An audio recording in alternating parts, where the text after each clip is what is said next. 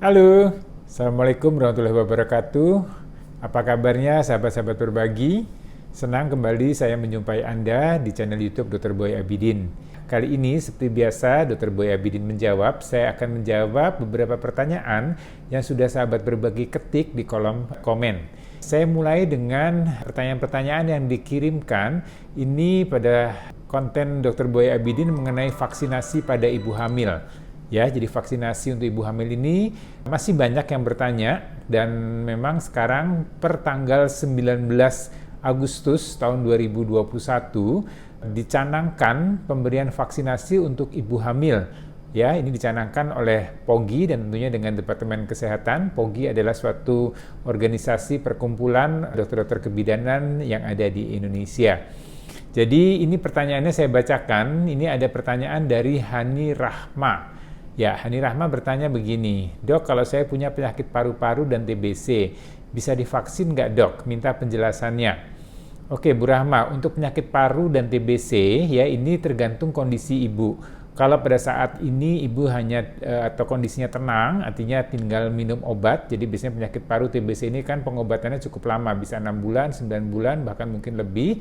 Dan kalau kondisi parunya tenang, artinya tidak ada keluhan sesak dan segala macam, fisik ibu juga baik, vaksinnya tetap bisa diberikan.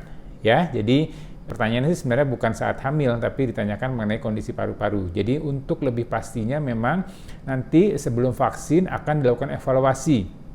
Akan diperiksa dulu oleh tim vaksinasi ya untuk dilihat apakah ibu memenuhi syarat untuk divaksin atau tidak. Bila kondisinya memenuhi syarat, maka vaksin bisa diberikan. Mudah-mudahan untuk Bu Hani sehat selalu ya, Bu Hani Rahma.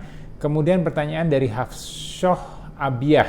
Bertanya begini, Dok, saya vaksin pada saat usia kehamilan 16 minggu. Dan pada saat mau vaksin yang kedua, tensi naik menjadi 140/100. Kandungan saya usianya sekarang 21 minggu dan usia saya sekarang 39 tahun.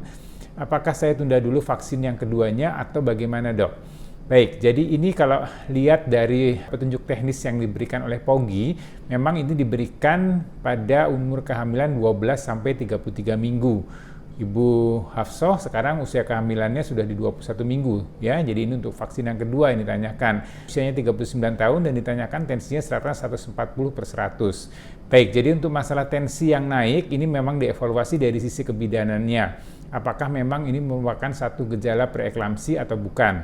Jadi itu untuk tensinya. Nah, sekarang untuk vaksin yang kedua apakah ditunda atau tidak, ini nanti tergantung evaluasi klinis dari dokter kebidanannya. Jadi dievaluasi dulu, kalau memang kondisinya lebih mengarah ke kondisi yang ada perlu penundaan, maka vaksinnya bisa ditunda. Nanti pada saat menyusui, bisa kalau kondisi ibu semuanya stabil, bisa diberikan vaksinasi. Ya, jadi untuk Bu Hafsoh, sehat selalu ya, mudah-mudahan kehamilan semua berjalan lancar, ibunya sehat, bayinya sehat. Tetap semangat Bu Hafsoh.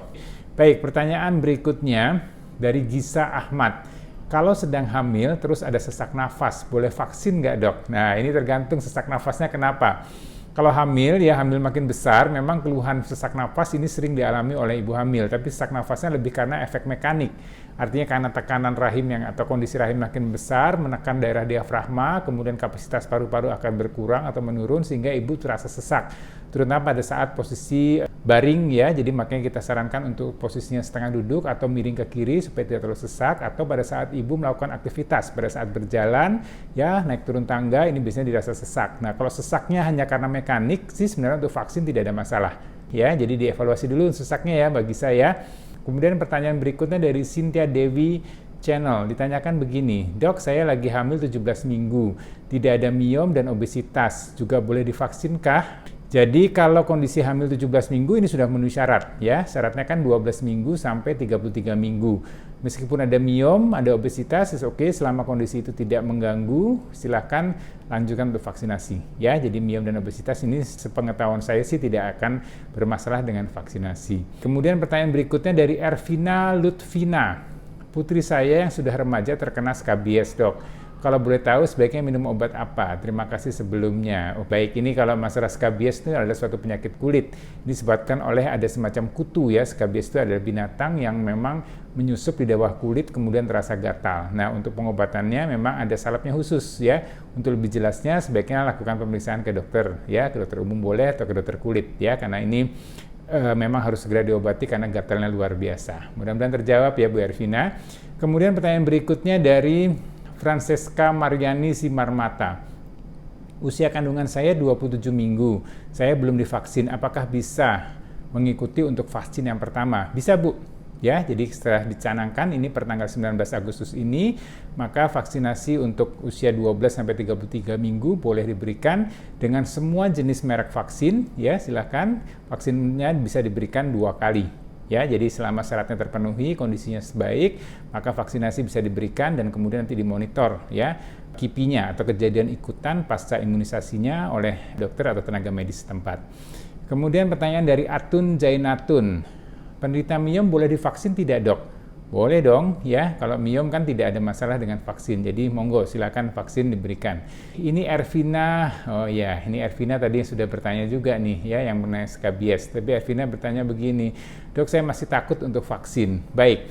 Ya, jadi memang ada beberapa pasien, ada beberapa ibu hamil terutama yang kemudian belum berani untuk divaksinasi. Ini pilihan, Bu. Jadi vaksinasi untuk ibu hamil, ibu menyusui ini pilihan. Jadi secara penelitian memang boleh diberikan vaksin pada kehamilan usia 12 sampai 33 minggu. Ya, kalau memang ibunya ragu atau ibunya nggak mantap, ya nggak apa-apa, itu pilihan. Tapi sebaiknya lingkungan sekitar ibu harus sudah divaksin untuk menjaga agar ibu tidak tertular virus COVID-19. Dan kemudian protokol kesehatannya juga tetap harus diketatkan, ya, penggunaan masker sebaiknya double, kemudian rajin cuci tangan, jaga stamina, kemudian tidak berdekat-dekatan, ya, jangan berkerumun, kemudian jangan berpergian ke tempat-tempat yang memang merupakan zona merah, ya, zona di mana penyebaran virus COVID-19 ini masih cukup tinggi, ya. Karena apa? Karena kalau ibu hamil kemudian positif COVID, nah risikonya kalau dia sampai gejalanya berat ini akan bermasalah pada kehamilannya dan juga bermasalah pada ibu. Ya, jadi saran saya sih sebaiknya memang bisa divaksinasi. Tapi kalau ibu belum mantap atau ibu ragu, ya ini pilihan ibu. Ya, harapannya dengan vaksinasi semakin banyak masyarakat Indonesia yang divaksin, ya, jadi mulai anak remaja kan sekarang 12 tahun sudah bisa divaksin, kemudian lansia sudah bisa divaksin, ibu hamil, nah sekarang ibu hamil menyusui juga bisa divaksin. Jadi harapannya semakin banyak masyarakat Indonesia yang divaksin akan semakin cepat terbentuknya herd immunity, ya, atau imunitas komunitas, ya. Jadi diharapkan virus ini penyebarannya bisa kita kendalikan dan Indonesia bisa segera terbebas, bahkan dunia bisa segera terbebas dari pandemi COVID-19. Ya, mudah-mudahan informasi ini bermanfaat. Saya berharap supaya ibu hamil semuanya dalam keadaan sehat, ibunya maupun janinnya, dan juga keluarga Anda semua dalam keadaan sehat. Bila Anda suka, silakan Anda like. Bila Anda mau bagikan, ya mungkin ada teman Anda, saudara Anda yang sedang hamil, yang masih ragu untuk pemberian vaksinasi, silakan Anda share. Kalau Anda mau bertanya, sekali lagi silakan kirim pertanyaannya di kolom komen. Saya Dr. Boy Abidin, senang bisa berbagi.